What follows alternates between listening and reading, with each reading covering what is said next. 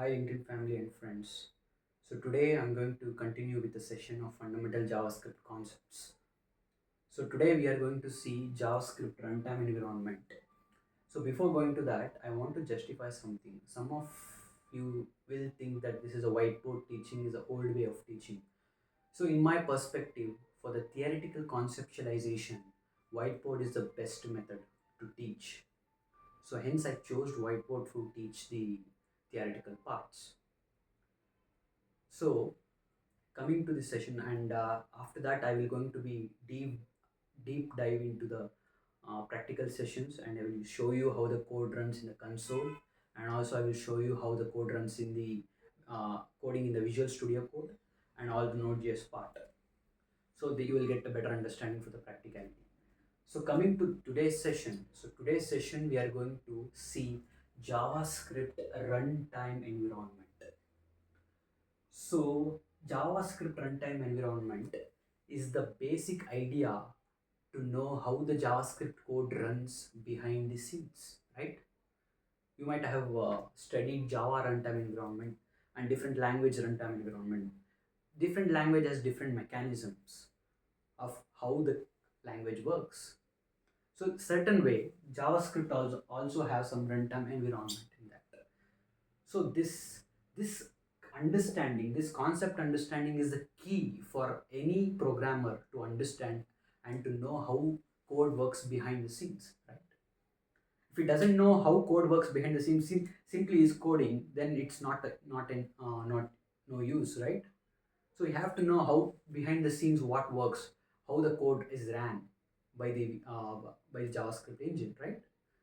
So basically, JavaScript runtime environment has four main features. First is execution context.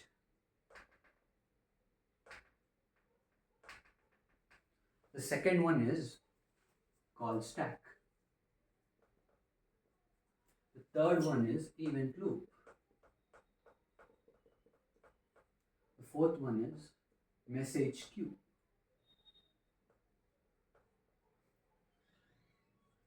Message queue, right? So these are the four major features of the runtime environment, major elements of the runtime environment, whatever you see. So coming back to, I will explain one by one detailedly in this video. Don't worry. So first one is execution context.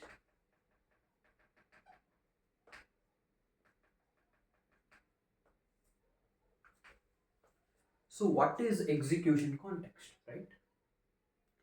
So whenever the JavaScript code runs in the V8 engine, the V8 engine, when it runs the JavaScript code, it will create a execution context. It will create a execution context for every line. So if you, for example, if you are console logging it, for example, if you are console logging it, it will create an execution context for this. That is what V8 engine does. For line, every line it will create a execution context for that. So when execution context is created, so it is a context in execution takes place. It is the mechanism in which the execution takes place. That is what execution context is, right? When it when it creates an execution context, there are two types of execution context you have to understand. One is global execution context. Another one is functional execution context. So there are two types of execution context. One is global execution context. Another one is function execution context. You have to remember that. So first I will explain you the how the global execution context is created, right? So coming to the global execution context, GXC, I will, yeah, GEC. I'll write it in a short term. So yeah, global execution context. It has two phases. Mainly, it has two phases. So one is creation phase.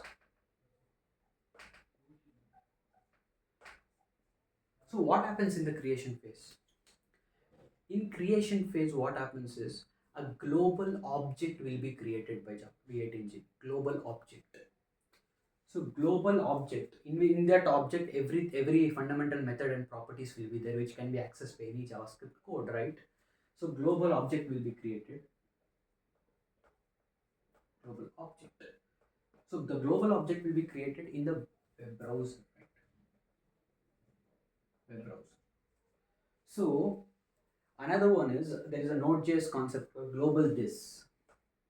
Global this. So this is one and the same, but for browser it is global object. Global this is the object for the Node.js. So this will be created in the creation phase. And what happens is in the creation phase, JavaScript engine will create something called as a memory. In that memory, there will be two types. One is heap memory. Another one is stack memory. Okay. What does happen in a heap memory? Heap memory will store actual objects, functions, and variables. Actual objects, functions, variables, declarations of the object, function, variables, all it will be stored in the heap memory. Whereas a stack memory, it will store the reference of those functions, references, references of those functions, objects, variables, all those references it will store in the stack memory. Stack memory. For example, I will show you the. Okay. So let us create one reference object const obj1 new object. This is a constructor function way of creating it. We create something. So this references will be stored in the stack memory. So this is what the understanding is, right? So the heap memory will store all actual objects, functions, and variables, whereas stack memory stores the references. So another thing, what happens in the creation phase is the functions, object, and the functions and the variables which are declared using a var keyword, it will be added to the global list of the global object, property list of the global object.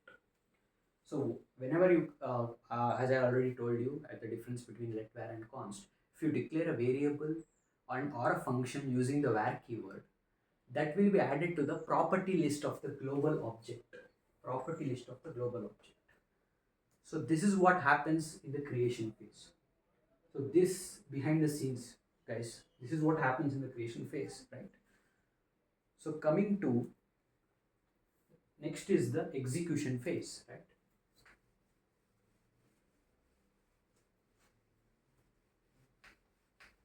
In the global execution context, I explained you creation phase, what and all happens here. The next one is in the global execution context, there comes the execution phase. Execution phase. So all the variables and functions and objects that are stored in the heap memory, and it will be assigned to undefined. One more thing, sorry, I forgot to tell. In the creation phase, all the variables and functions will be assigned to undefined, will be initialized to undefined.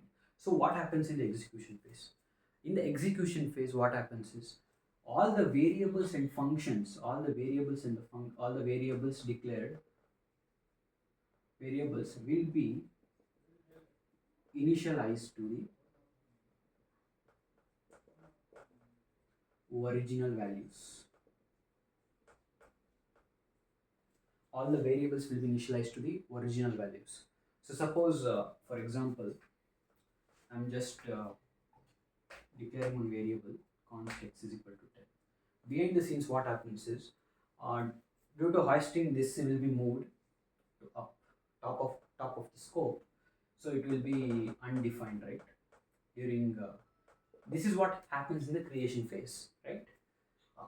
When the global execution context move to the execution phase, this is what happens. It will be assigned to its original value, whatever the programmer has written, the original value it will be assigned. So this is what happens in the behind the scenes, in the execution phase. So next, so all the variables and function will be assigned to its original values. So, and the function call will be made during the execution phase. Functional call will be made. Functional call will be made.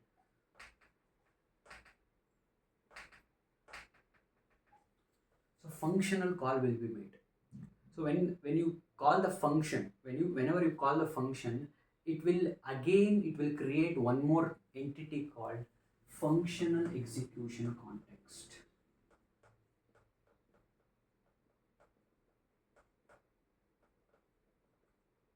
Functional execution context. So in that functional execution context, you can see there also we have two phases. One is creation phase. Another one is execution phase. See. So during the execution phase, the functional call will be made. Whenever the functional call will be made, a functional execution context will be created by the JavaScript engine. Whenever the JavaScript creates a functional execution context, again it will in turn has two phases. One is creation phase, another one is execution phase. So now let us see what happens in the creation phase of the function execution context, right? Okay. So when we came to functional execution context,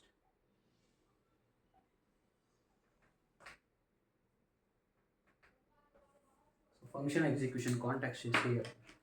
So during the creation phase,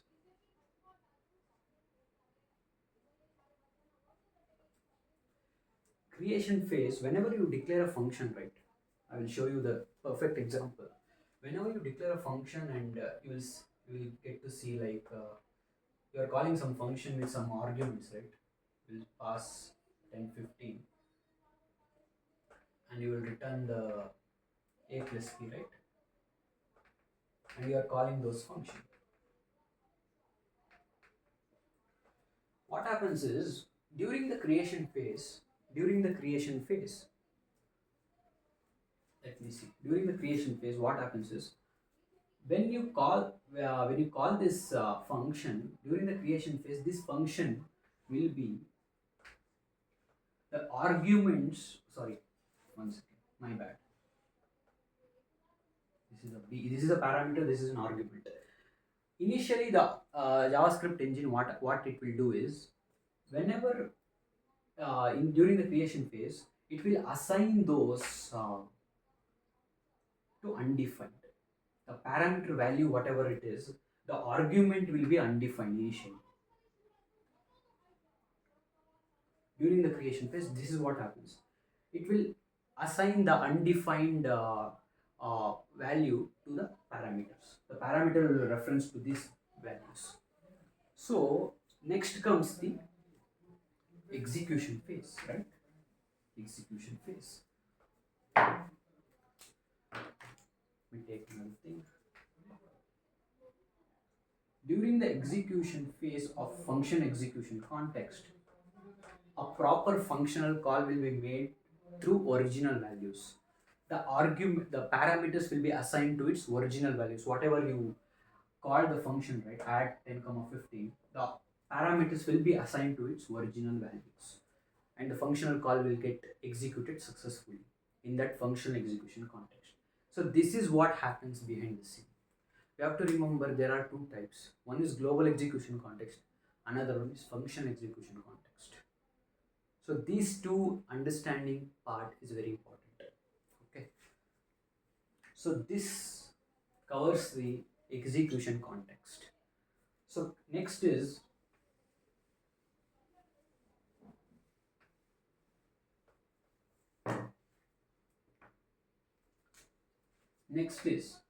call stack. Welcome once again. Now we will see call stack. So to manage the execution context and all the execution context like global execution context as well as the functional execution context. We need a call stack. It will manage all the execution context. So before coming to that, I will give you the deep understanding what is a call stack is. So probably you know in Java, you have heard that Java is a multi-threaded programming language. What is the multi-threaded means? So in case JavaScript is a single-threaded blocking programming language, non-blocking programming language. It is a single-threaded. So what do you mean by that? It is nothing but Java has multiple call stacks and it will do multiple tasks at the same time. So that is why it is called as a multi-threaded programming language. But JavaScript is a single-threaded programming language. Single-threaded programming language because it can do only single task at a single time. It can't do multiple tasks. So that is why JavaScript is a single-threaded programming language, while Java is a multi-threaded programming language. So what does a call stack mean generally? Call stack is nothing but, for example, if you, for example, in JavaScript you run, I'm taking one piece of code, okay? So let x is equal to 10, let y is equal to 20. I'm console logging x, I'm console logging y, right? So generally, how the execution will work in JavaScript? In JavaScript, the execution will work line by line. It will go line by line, and it will execute. When it goes line by line, the execution context or the function execution context, everything will move to the call stack. Call stack will manage all those execution context. So this x is equal to 10, y is equal to 20, and you are doing some action, right? The console log, you are console logging x. So first the x will come here, console log statement will come here. Okay. So console log statement when it comes in the call stack, the call stack will execute that statement. The call stack will execute that statement. When it executes, it throws out that particular statement, and the next statement will come and sit on the call stack. This is how the call stack is managing the execution part. It will manage all the execution contexts in the JavaScript code. This is what call stack understanding is. So suppose I will give you the example for a stack overflow. Okay.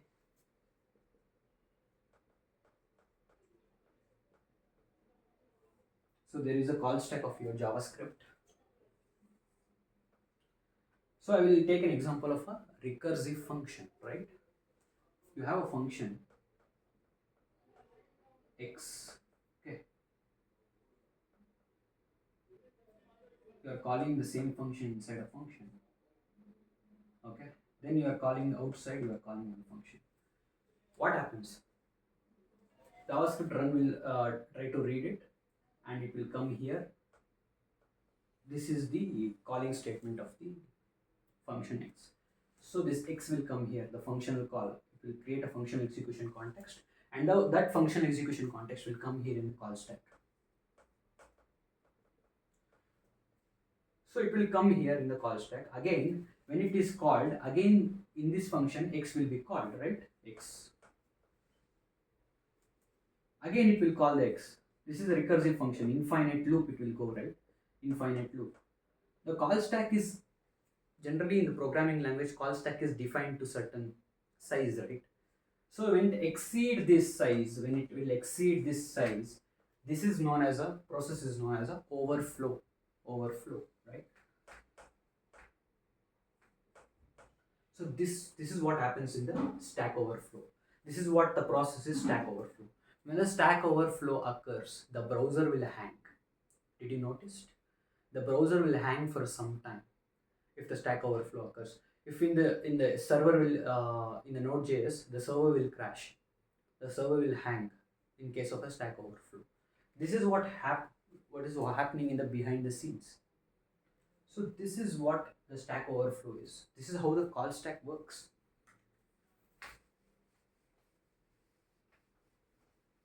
Before that, I told you JavaScript will run line by line, right?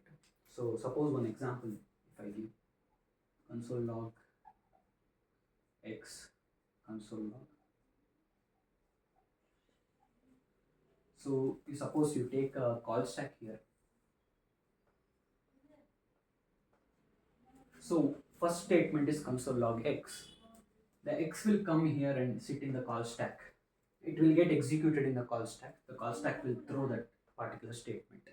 Next, y will come. It will execute and it will throw that particular statement, right? This is how it works. So this line by line execution is known as a synchronous behavior. JavaScript is a synchronous programming language. JavaScript is a synchronous programming language with a blocking property. What I will tell you what is blocking means. So it will execute line by line and the call stack will execute all those. This is a normal way of executing the JavaScript code, right? So I will tell you one more thing. Suppose you have one statement, okay? The console log is a JavaScript statement, right? It's a JavaScript statement. Hello, okay? And console login hello. Again, I will write one more console log x. And in the third line, I will write some statement which is outside the JavaScript.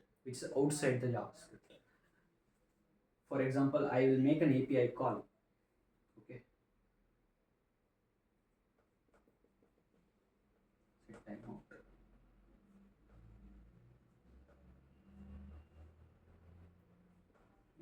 I'll give some fetch function and I will make an API call. Again, you have one JavaScript statement. I'm giving just an example. Don't take it. That syntax will be different. I will show you that. So when the JavaScript code runs, you see here carefully. This is a call stack, right? This is a call stack. So when the JavaScript V8 engine executes this part of a code, so it will come line by line. It will see the first line. This is a JavaScript code. It will come to this call stack. Hello will be executed. It will throw out. Again, this x will come here. X will be executed and it will throw out. So again, when the call stack sees this part of code, it identifies this is not a JavaScript syntax. This is not a JavaScript code because I'm executing other than JavaScript, like making a request to the database and calling the API. All those comes under non-JavaScript. You are executing the code which is other than JavaScript. You are making a request to the web browsers. We are making a network call. Similar example like that. When it sees this, when it identifies this part of code, it feels that this is an asynchronous thing, asynchronous code. So what happens is, this asynchronous part of the code, when it call stack sees this, it identifies it.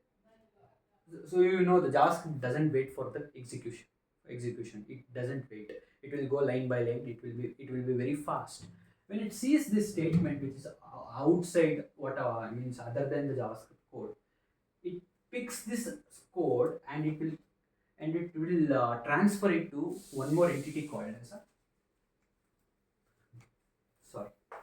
it will transfer this code for one more entity called as a message queue. So this part of code will be stored inside this message queue, right? So next, the call stack will take this y console log statement. It will execute that part of a statement and it will execute that. Okay. So this After that, now the call stack is empty, right? Now the call stack is empty, right? Whenever the call stack is empty, there is a certain entity to check whether the call stack is empty or not. That is what we call as event loop. This will check whether the call stack is empty or not. If it is empty, this event loop will take whatever the code is there in the message queue. It will come and it will give into the call stack. Then the call stack executes the outer JavaScript code. It will not execute the line when it comes in and it sees the line by line code. It will identify it as a outer JavaScript code. When it identifies that it has a outer JavaScript code, then it will go to the message queue. Then it will push that particular code to message queue. The message queue will store that particular code, and to manage the call stack, to check every time the call stack whether it is empty or not, there is a certain entity called as the event loop. This event loop will see whether the call stack is empty. Whenever the call stack is empty, it will check, and it will check the message queue. If the message queue has the certain codes, it will push that to call stack. This is how the works. This is a blocking property. So this third line will be blocked due to because it is a non JavaScript code that is outside, like network call or an API call, or what is that? You are making a request to the database. You are fetching some data from the database. So this is not a JavaScript code, right? This is outside. For example, if you are trying to request some user information from MySQL or NoSQL, you will have some certain SQL statement, right? That is outside the JavaScript. So it doesn't V8 engine doesn't understand those. So that is why callstack identifies as those as an outside JavaScript code, and it will push to the message queue. We have a certain way to manage all those outside JavaScript code, which is nothing but an asynchronous JavaScript. Certain method to write the JavaScript. That is what asynchronous JavaScript is. I will tell you in another session of all those. This is just a basic understanding of how the JavaScript runtime environment works. So this is what all the entity behind the scenes, such a beautiful concepts that is used over behind the scenes by JavaScript. So Brendan Eich is the what is scientist who discovered this JavaScript. So this is why I love JavaScript, how the code is managed. So certain languages are very easy to understand, but JavaScript is a challenging part while understanding this behind the scenes criteria, right? So that is why I love the programming language JavaScript. So that's it for this session, I think. Thank you so much. So hope you liked it. Hope you understood how. Hope you are excited to learn this kind of stuffs. This is what the basic understanding. You need to understand how the code runs. Then you will enjoy it. So this is how the behind the scenes work, right? So thank you for this session. I will be stay tuned. I will be updating more videos. So keep supporting. Thank you.